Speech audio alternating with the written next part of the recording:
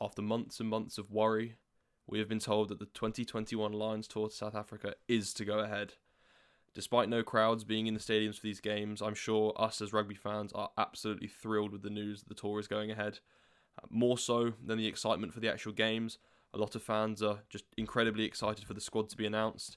There's so much content on the internet at the moment surrounding selection, who's going to go. We've been told that instead of a 41 squad that was used in 2017, it's actually a squad of 36. So obviously this whittles down the amount of players being able to be selected, and this really does just ignite the debate as to who really deserves to be on that plane to South Africa. In this video or episode, I will be making my prediction of the full squad going. I've made a prediction on who I think will go rather than who I desperately want to go. I think you have to factor in form, but at the same time, that can't be the only thing you rely on. I think it's important to look at other factors, such as the ceiling of a player, how well they can play, those big pressure moments. A lot of the narrative at the moment is surrounding the Saracens players. Why should they go if they're out of form and all they're going to be playing is championship games? But as I'll discuss in this video, that I think that there's more to consider than just form. So I've made a squad of 36. Remember, this is my opinion. It's a very subjective topic. I respect that everyone can have their own opinion. I'm more than happy to have people put down below their 36 or their first test squad. Please do let me know in the comments down below, or if you want to message the Instagram page for this, it's at more than a minute. I'm not too active in terms of posts, but I'm more than happy to respond to a message. I just thought it's a great time to put this out. I know people are interested because the previous video I made, albeit before a very turbulent Six Nations affair of 2021, it was very different, and you can expect to see some different names in this. I try to provide reason as to why I've chosen who I've chosen, and I just hope you guys enjoy. And as I said, please do drop down below who you think will be going. So for my 36, I think what I'm going to do is I'm going to say all the players in the position, and then I'll try to justify it. So let's start with the hookers. I believe the three hookers that will be going on this tour are Ken Owens, Luke Cowan-Dickie, and Jamie George. I understand that, as I said before, Jamie George is a Sarries player who hasn't really been playing his best rugby. He is out of form, but I do believe he is the best hooker in the Northern Hemisphere. I think the French hooker Marchand has something to say about that, but I think Jamie George at his best is a top performer. His set piece is excellent. He's actually a very ball-in-hand, skillful player as well. And I think he's being overlooked. I'd really like to see Jamie George find his form. Obviously, he's playing, not to discredit the championship, but he's playing at a lower standard currently. But I believe he can find his ability and find that top performances that he genuinely has provided for so many years. It is also worth noting that he actually got selected for the Lions tour ahead of his starting captain in 2017. So Jamie George is one who can perform when his back's against the wall, or perform at a high level when he's needed to. Luke Cowan-Dickie, obviously, he was taking Jamie George's place in the England starting team after that first week of the Six Nations this year.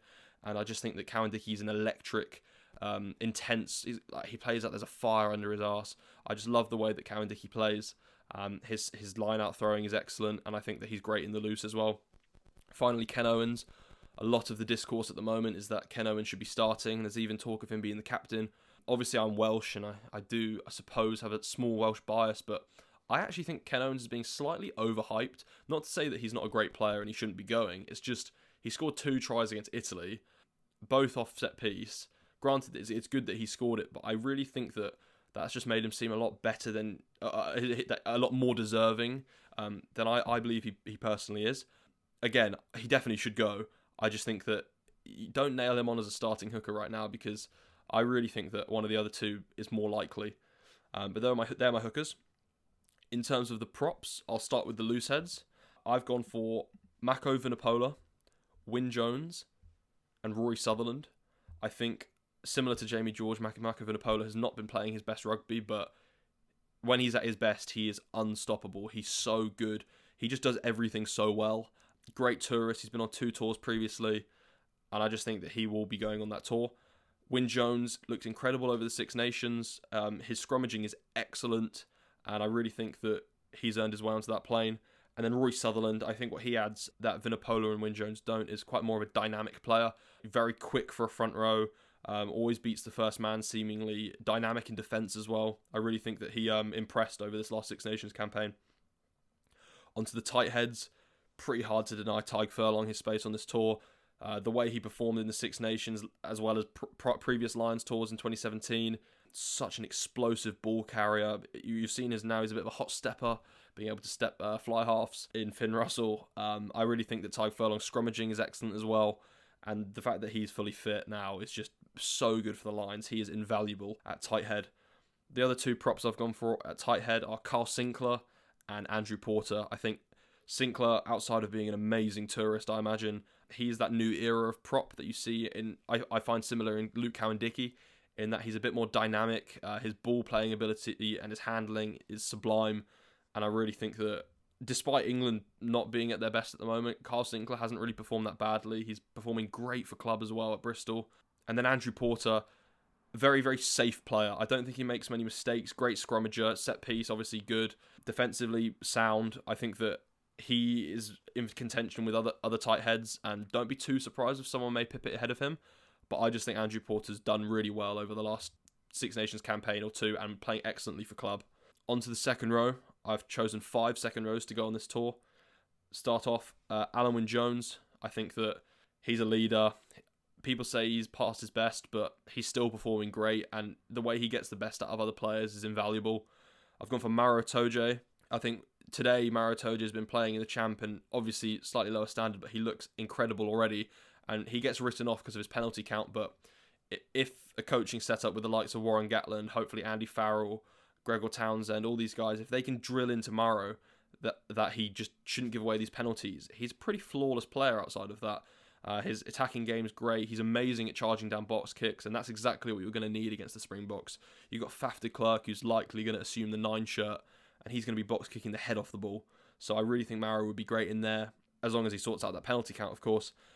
I've also gone for Ian Henderson. I think what he provides that other second rows don't is an incredible set piece. His mauling ability, his line-out option, I just think that he's fantastic. Very physical player, gets the job done, and also a very safe option. I've also gone for Johnny Gray. I think Johnny Gray boasts the most ridiculous statistics, especially in defence. He didn't miss a tackle for it seemed like 5 years. His attacking game, his running lines have improved drastically. You've seen that in the Wales fixture in the Six Nations, managing to spot gaps in defence and target it. And he's also performing really well for Exeter. And then finally, I've gone for Ty Byrne, probably the standout forward of the Six Nations, if you ask me. I think he got man of the match in 2, deserved to have it in 3. Versatility in that he can play second row and back row, similar to Maro Itoje. I think Ty Byrne's pretty undeniable right now. I would really be upset if Ty Byrne didn't make the tour. His tackle count is ridiculous. His line-out ability, he's quite a complete forward, because he's not even just a second row. Moving on to the back row, I've gone for a selection at flanker of Tom Curry, Sam Underhill, Justin Tipperick, and Hamish Watson. The reason I've chosen all of these, so Tom Curry, I think he's probably nailed on to at least be in the Test 23 for that first game. Incredible in defence, improving his attacking game. He's a born leader. Obviously, he's probably not going to captain the Lions, but he leads Sale.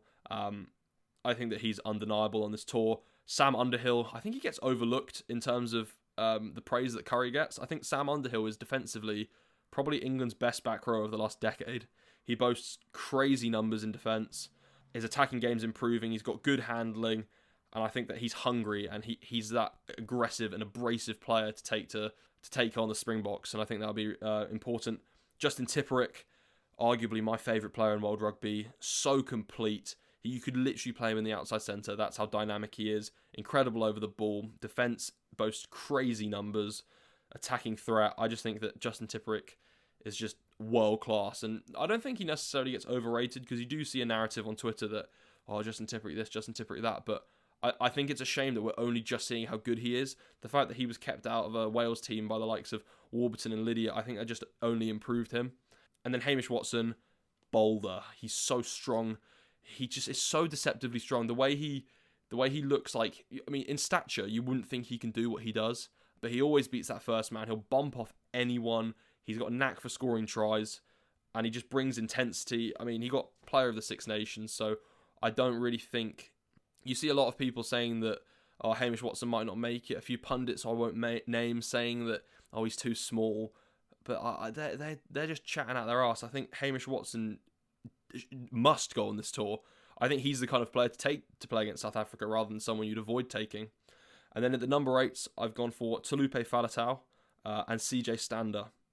The reason for this, I think that Faletau is just so multifaceted. In defence, he's a big game player. You see him holding up the player over the line in that first Lions match of 2017.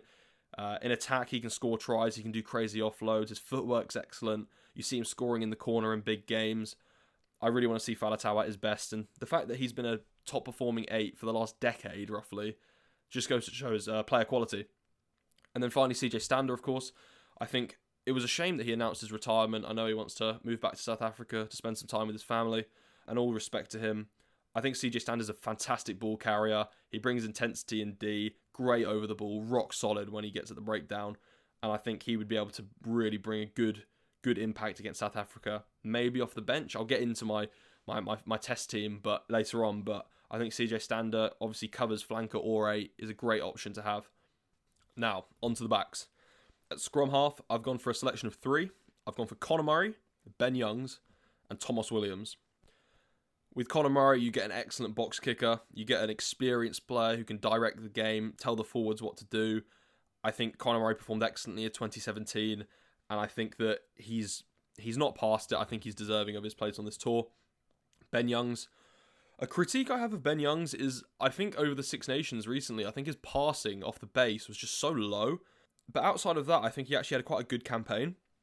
I think Ben Youngs has a knack for scoring tries, albeit from a tap and go or a line out gone wrong. His rugby IQ is it's so rapid that he can just read a game quicker than others, and I think that's something that would be great for the Lions. Obviously, for personal reasons, he didn't go in 2017, and I think the whole of the British and Irish Isles respect Ben Youngs for that, but I really think he's deserving of this tour. And then Thomas Williams, what he brings that the other two fail to is quite a dynamic kind of enigma as a player. I think that Thomas Williams can do that flary offload, that flick out the back, the sidestep, the dip under. He's a born try scorer as well. If you watch his highlights on YouTube, he always finds a way to score. And I think that he kind of counterbalances the quite formal, structured play of the other two. At fly half, I've also gone for a selection of 3. I've gone for Owen Farrell, Finn Russell, and Dan Biggar. The reason for this, I think Owen Farrell, obviously, he's not playing his best rugby right now, but he is that player who will step up when he needs to step up. You look at the Lions 2017, that kick in the second test to put them ahead. He did that. In 2017 third test, that kick to draw it even, he got that. I think he is a big game player and he's going to rise to the occasion. I haven't even mentioned the fact that he's a leader. You see him in the England videos on their YouTube channel. Owen Farrell leads by example. He sets standards and people follow him and they respect him. Recently, Chris Robshaw said that Owen Farrell's the best player he's ever played with. You've got the likes of all the England boys in previous interviews saying he is a fantastic player. The media love to have a bit of a shit show with him, but I really think that he just gets unfair stick. I expect the best out of Owen Farrell when it comes to the Lions in 2021, and I'm sure we will get that. Finn Russell, I mean, he is just magic, isn't he? He can find a pass over someone's head to put someone into space. His kicking game out of hands, excellent. His running game's improved vastly. I just think Finn Russell is a counterbalance in a way to the formal structured play of Owen Farrell. I actually think Finn Russell's defensive game is extremely overlooked as well. He's always making big shots. He always makes a tackle. And I think that whilst the narrative is largely, oh, he's a bit risky, do you want him to cost you a game? I actually think that Finn Russell, if he were to play structured or slightly more structured, is a very safe option. I think his defensive work, as I've just said, is excellent, and his attacking game it's so good. He can put people into space that no one else can. And then finally, Dan Biggar. Dan Biggar is a very, very smooth operator at 10. His ability under the high ball is something that separates him from any other 10 in world rugby. His kicking game is excellent. Defensively, if he can get a little bit lower in contact, I think he's rather a complete 10. And that's why I favour him over other players. Into the centres. Now, I find the centres really, really hard to choose. I've gone for 4 centres, and the 4 I've selected are Robbie Henshaw, Gary Ringrose, Henry Slade, and George North. Obviously, with that comes some notable omissions, which I will get into later, but I'll just go through these guys now. Robbie Henshaw, for me, player, him or Tyke Byrne, or obviously Antoine Dupont, player of the Six Nations. He's so complete. His attacking game, his running game is so aggressive and abrasive, and his defensive game is just as strong. I think that he was incredible for Ireland, especially against Wales, against England. He looked like such a dominant ball carrier, dominant defensive player. And I just think he's probably nailed on to start in that first test. Gary Ringrose, a different player to Robbie Henshaw, but similar in the way that he's very balanced as a player. His attacking and defensive game are just as strong, very, very reliable. And I'd say that there are comparisons between Ringrose and Slade in the way that they both play as an outside centre. I think Henry Slade brings a great boot outside of his defensive and attacking game, seemingly has an excellent rugby IQ, and I would love to see Henry Slade go on this tour. And then finally, George North. Just a little bit on George North. I'm very, very glad that the kind of concussion stages or concussion days are behind him. He was often a customer of a torn or a partially torn hamstring, so I'm very glad that his injury days are behind. I think George North moving to centre actually saved his international career. I really think that if he'd have stuck as a winger, I don't think he would be starting for Wales, and I also don't think he'd have made the tour. I'm very, very happy to see him playing great rugby at outside centre. There was a lot of concern about, defensively, is he going to be sound? But you saw against Ireland, he did a great job. I don't think he's been found out, and that's not because there's something to find out. I think he's fixed any defensive errors he may have had. And I think playing against South Africa, you want that big ball carrier outside centre on a missed pass or a hard line. And I think George North is that guy. Finally, for the wingers, I'm going for the selection of Josh Adams, Duhan van der Merwe, Lewis Rees-Zammit, and Anthony Watson. The reason I've chosen Josh Adams is Gatland is very, very familiar with the way he plays. He's an aggressive, strong ball carrier. He's got a knack for scoring. I feel like he scores every game he plays. He's so quick. And I think that, Gatland's familiar with him and he's going to choose him. Duhan van der Merwe, I mean, just watch him play rugby. He's scary. The first defender very rarely tackles him. He's bouncing people for fun. I think getting him off 10 hard line, targeting that South African team is exactly what you need. I do have some concern over his defensive ability. Not that he can't make a tackle, it's just I feel like his defensive reading isn't as good as other players. Maybe it's the case that he fixes these errors before the tour, but I really do think that he would be great against the Springboks. Lewis Rees-Zammit, speed. I mean, what more to say? When he's rowing, it doesn't even look like he's trying. He can effortlessly just sprint past anyone. I think his rugby IQ is actually underlooked. I think that his chip over the top against Scotland was excellent. His ability to find himself in space. And I think that it looks like he's been playing professional rugby for years and he's only really been on the scene for about a year and a half. I'm so glad that Wales have such a youngster who's so exciting. And then finally, Anthony Watson. I think out of all of those wingers, he's probably the safest option. His defensive work is brilliant. He's great under the high ball. He's really improved his kicking game. His footwork's incredible. I think Anthony Watson is undeniably going on that tour and very likely starting in the first test. And then finally at fullback, I've gone for a selection of Stuart Hogg and Liam Williams. Obviously, Watson could slot in at 15, but I've put him in the wingers. Hogg, he has to go. He has to start. Stuart Hogg's the leader of Scotland. I don't think he should be captain, mainly because he's at 15. Pretty hard to lead at 15, but his attacking game is just flawless. Sound defensively, kicking game is so good now. A lot of people have been saying that Stuart Hogg is more so playing for the team than he is himself now. Maybe he was a little bit more selfish when he was playing. He'd go for that dummy, that sidestep to run through himself, but now he's putting others into space. And I just think that he has to start. He was so unlucky to miss out when he went on 2017 and then got that elbow to the eye from Conor Murray. And I'm sure his hunger and his drive is probably doubled since then, and I can't wait to see him put the Lions jersey on to take on the Springboks. And then Liam Williams. Just quickly, for anyone, I doubt they're even listening, but for anyone who gave Liam Williams a bit of stick on Instagram or social media because of his yellow card, grow up. Don't do that again, because that is disgusting. Liam Williams has been one of Wales' top performers over the last kind of 6-7 years. Great aerial player, always scores defensively, so capable.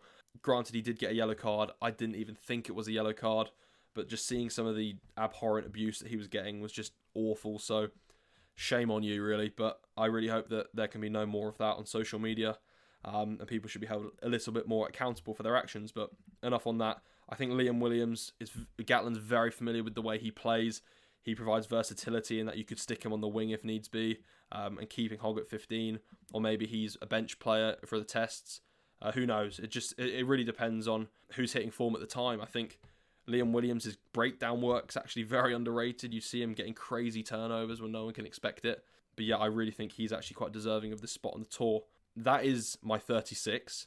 I'm gonna in this video put like a visual representation of all of them as I've gone through, and I'll put right now on the screen every single player.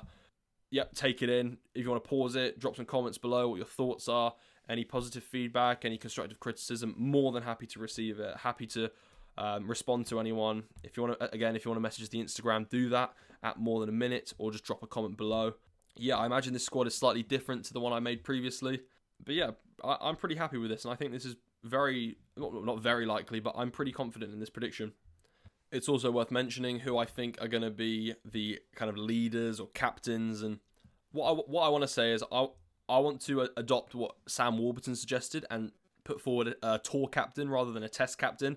I think injury, form, they play such large factors, and there's so much drama surrounding when Sam Warburton got dropped for that first test and Omani got given the captaincy. I just think do a tour captain, then set a test captain nearer to the date.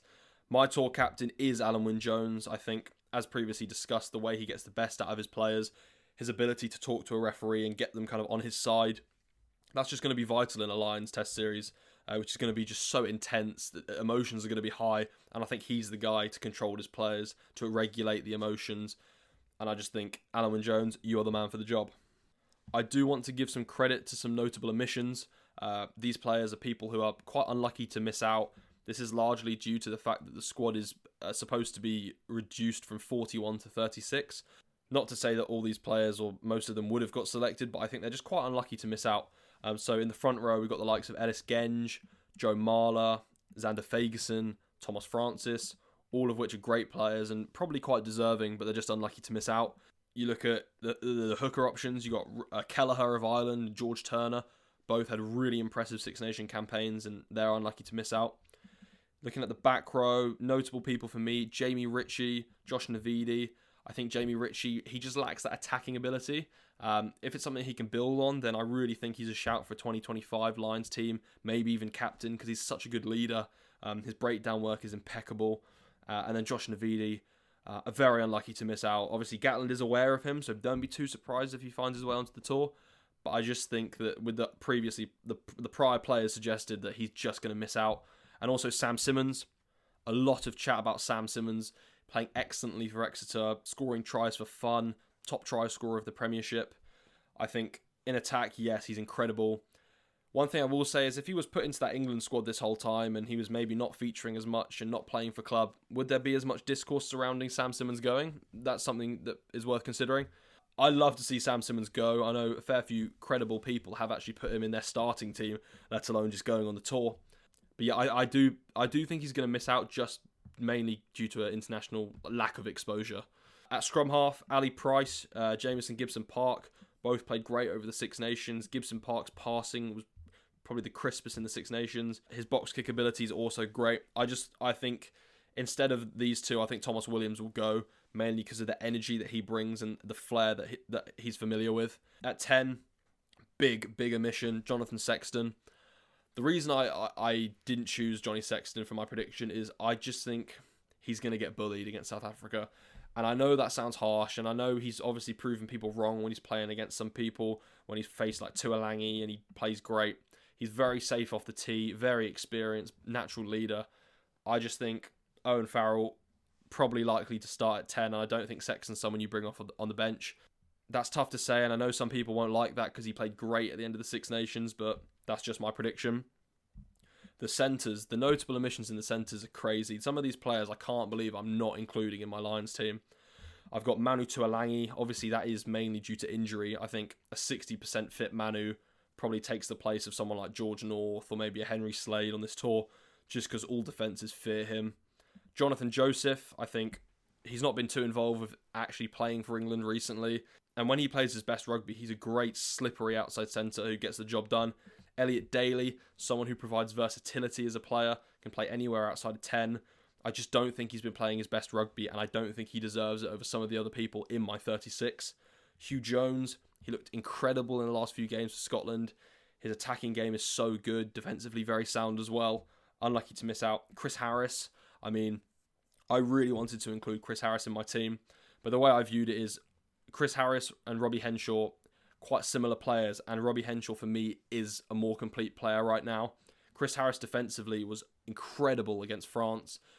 YouTubers such as Squid Rugby have talked about him and hailed him with praise, and that is very well deserved, and I'm very gutted that he's not going on this tour. If there were a larger selection pool, don't be surprised if Chris Harris were to get onto this tour. Just for me, I don't think I can justify him over other players. And then finally, Mr. Lions himself, Jonathan Davies. This one hurt for me because he's been one of my favourite players over the last few years. Player of the series in 2017. I just don't think he's playing his best rugby. I think he's past it. And that hurts me to say. He's got the best fend in world rugby. His kicking game's underrated. Faster than you think. I remember him chasing down Laumapi in the game against New Zealand. But yeah, I just haven't put him in my team, and that does hurt. And then if you look at the back three, some notable omissions for me. Keith Earls. Serious bolter Keith Earls for this tour. Don't be surprised if he makes it, but I haven't put him in my team, but I wish he was going. He went in 2009, didn't in 13, didn't in 17, and if he were to go in 2021, that would be incredible. Jack Noel, unfortunately very plagued with injury. I think it's a lot in his foot and his toe. He's just not being able to return fully fit, and that's such a shame because I imagine he'd be a fantastic tourist, but I don't put him in my team.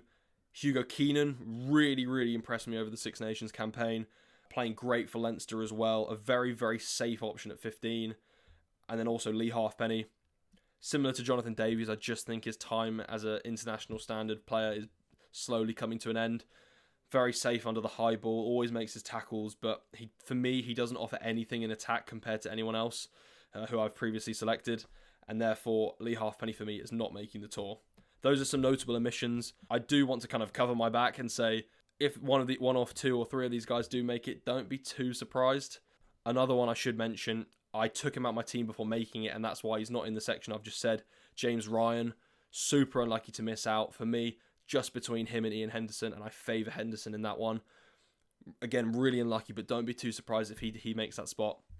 Finally, I want to do a first test 23 prediction, what I think it will be. Expect it to be a little bit different because realistically, injuries are going to happen. People are going to go in and out of form. But this is just my prediction. Loosehead prop, I'm going with Wyn Jones.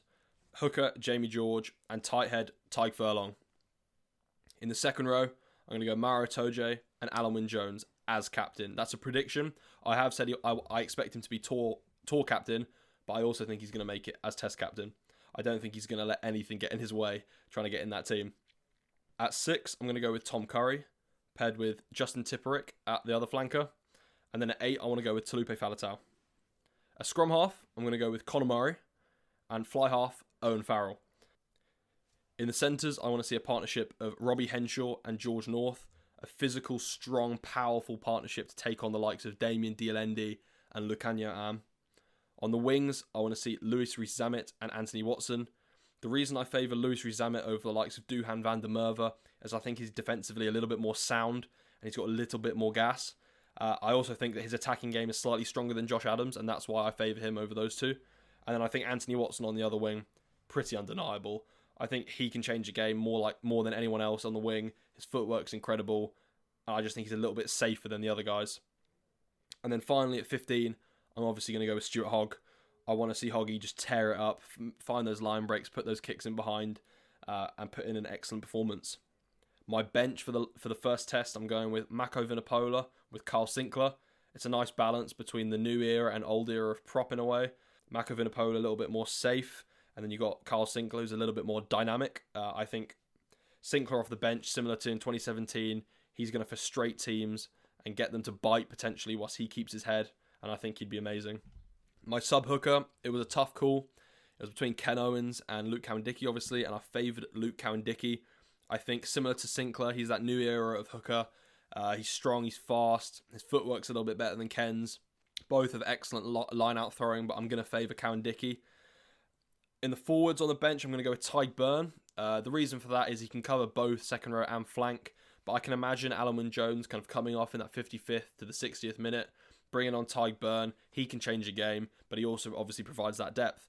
And then I also want to see CJ Stander, put him at any position on the back row, covers all injury options, and I think that in his last kind of international hurrah, he is going to go at it, and I would love to see him come off the bench.